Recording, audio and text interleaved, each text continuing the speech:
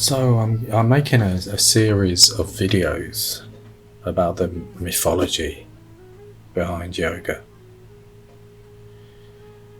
There's a lot of videos out there about getting the pose right, the physicalities, the various poses, and these are great.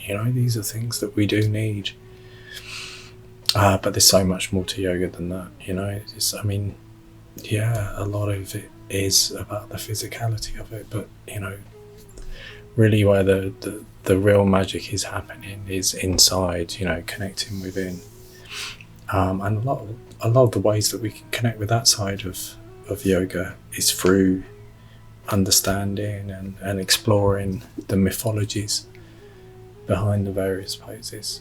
And I think a great place to start, it's almost like it's a pose about grounding. It's about finding the root, which is tree pose. Trees, of course, are very important. Within the various spiritual traditions, mythologies, religions of the world. Of course, within the Christian Judaic system, there's the tree of life, the tree of knowledge. With all the associated ideas behind that. But in various other the spiritual tradition, within paganism, Dionysus used to live in a tree. It's very much they're very much associated with something that's very central and grounding to a tradition. Obviously it's a fantasy film, but this was explored very interestingly in the film Avatar. Where this the whole culture and belief system sort of revolves around this tree, where the tribe finds its real connection with its environment, with themselves, with the animals, with the plants. And it really does portray the magic of trees, which is a very real phenomenon, something that we do really forget. And it's interesting to look at, what is the strength or the qualities of a tree. Of course, it has these roots that really ground it, and of course, the first chakra is called the root chakra, which really does connect us to the idea of a tree. But it's interesting in experiments that they did where they took trees and kept them in a totally artificial environment where they didn't experience weathering, the wind, the elements. It was a very sort of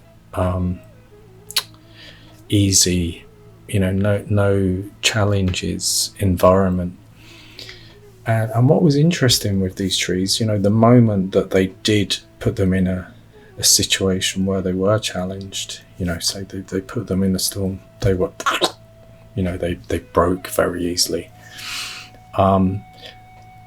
So really the big quality of a tree, we kind of think, they're very sturdy and steady and strong.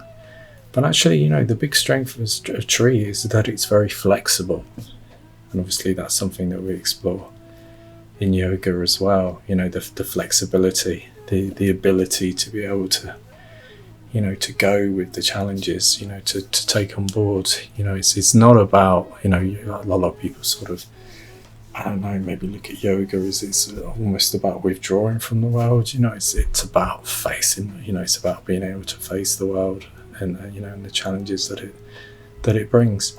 But the main mythology that leads into the tree pose, Vrikshasana, is it comes from the Ramayana. Obviously the story of Rama and Sita.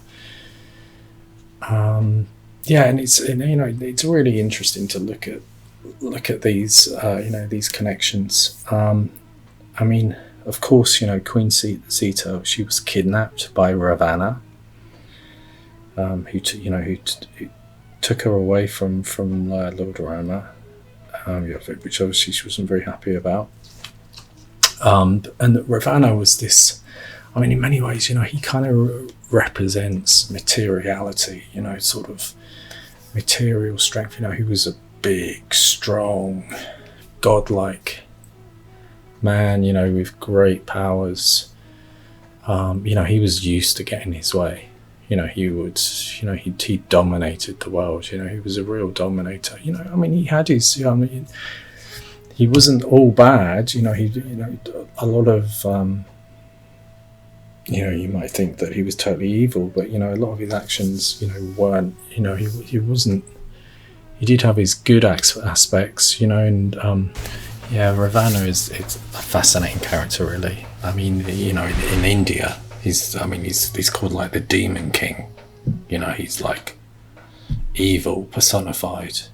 A totally demonic force. But in Sri Lanka, where he's from, he's seen very much as godlike and as good and almost that that he was perhaps treated badly by Rama. In many ways, he was like a sort of like a Hollywood icon. Very handsome, wealthy, powerful. He had huge wealth, palaces. I mean, some people kind of relate him to, say, the equivalent of a modern day drug lord. The kind of this whole thing of glamour and wealth and power, but also this sort of, I don't know, perhaps seediness and, the downsides that come with this material wealth and manipulation. So anyway, the reason why he kidnapped Sita is that he wanted to take her as his wife. One of his wives. Was the case. Very often at this time. He had multiple wives. He had his harem of women, but she would be the chief wife. But Sita was up in none of this. She was in love with Rama. And she made it clear to him that she'd never be one of his women. And he really couldn't understand this, but he kept on saying, one day you'll accept me. But he said, well, okay, but you do what you want, but if you don't accept me, I'll eat you. It's kind of, a bit harsh, probably, but that was really the choice that he gave to her. So Sita, she refused, to lay one foot in his opulent sort of palace. So she basically lived in the garden. And there was a grove of ashoka trees. And the word ashoka means without sorrow. They're very much a symbol of love in Indian folk tradition. So they're sort of, associated with healing. It's known today that they do have, powerful medicinal compounds. So Sita was living under these trees. She's surrounded by Ravana's guards, and these weren't your normal sort of guards. These were what were called Vrikshasana women. So they were real grotesque monsters, really. They were kind of humanoids with the faces of goats, fish, and dogs. They had hair and arms and eyes, sort of in various places. But they weren't bad to Sita. They were told that they shouldn't harm her at all physically, although, there was a lot of psychological methods that were used. They were trying to break her down so that she would come under Ravana's sort of control. They said to her that, that Rama would never find her, and that it was like this island fortress that they said was protected by magic. There was no way that they could find that. And they just said, what, you've got, look at the possibilities you have there. You could live in the comfort of Ravana's harem, and why not just take advantage of this sweet deal. Any woman that lived as a royal, and as beautiful as Sita, deserved to have this kind of, this sort of princess lifestyle. Her life before that she was taken to this place, she was basically an exile with Rama, and they just used to really wander the forest, as exiles. So it was a hard life with her. So it's a real sort of, it's trying to tempt her with materiality, away from, the love that she had.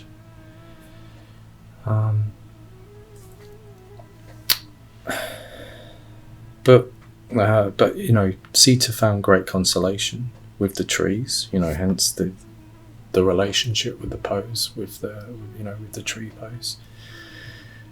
So she sat with her back against an Ashoka tree, and she began to breathe slowly, and she waited. She concentrated her mind on Rama, with one pointed focus. Every thought, every breath, every beat of her heart said, Rama, find me. Rama, Rama.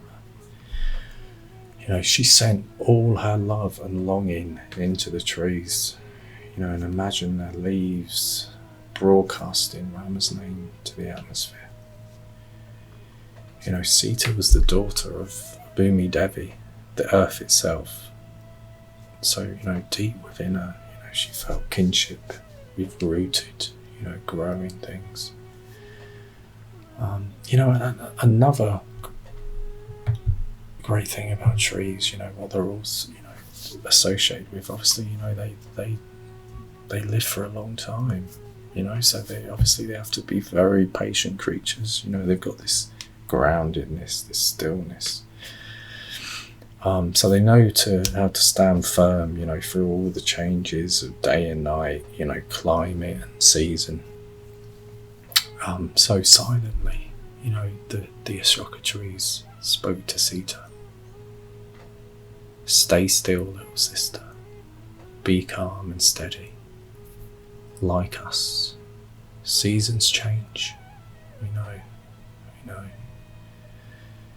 This captivity is not forever.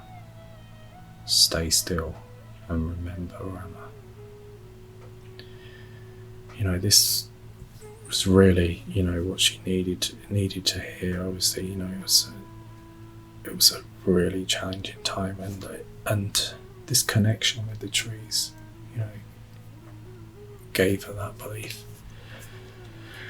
And one day, Sita heard a name called softly from above, Rama, Rama.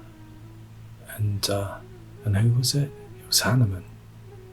Of course, Hanuman is, the monkey god. And, in this instance, he actually came in the form of a tiny monkey.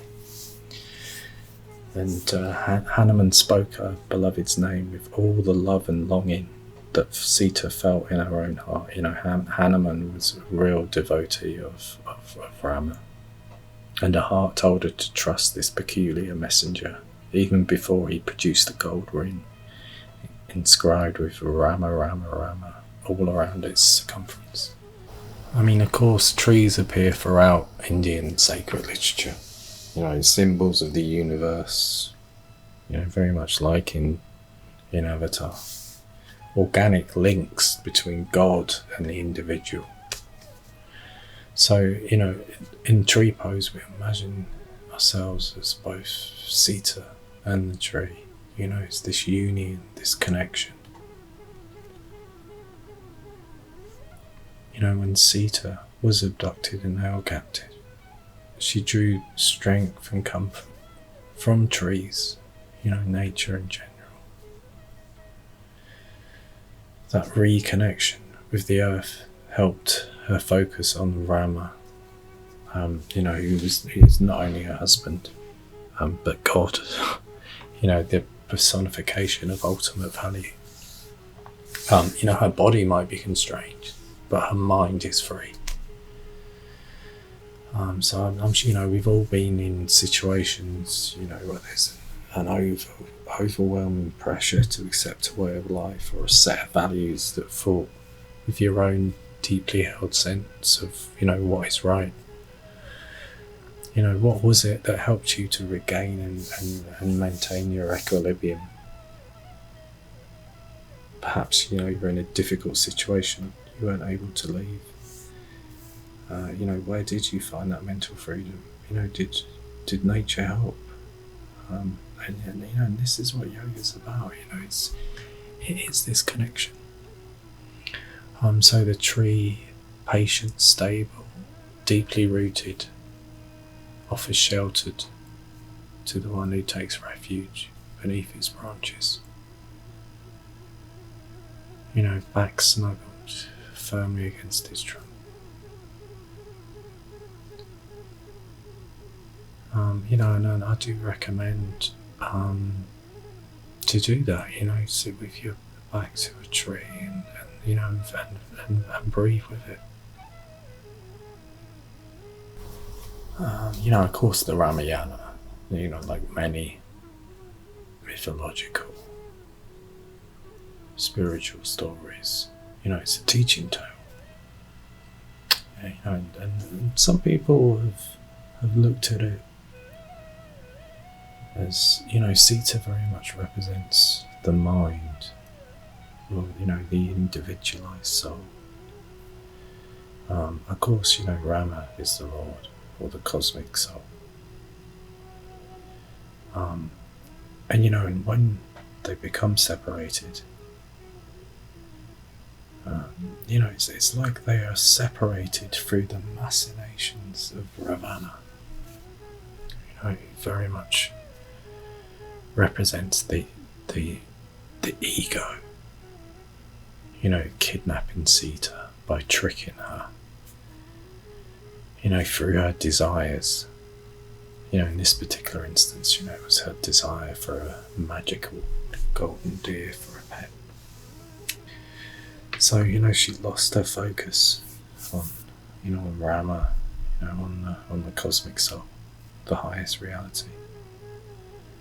And then became imprisoned by Rama, or Ravana, the ego.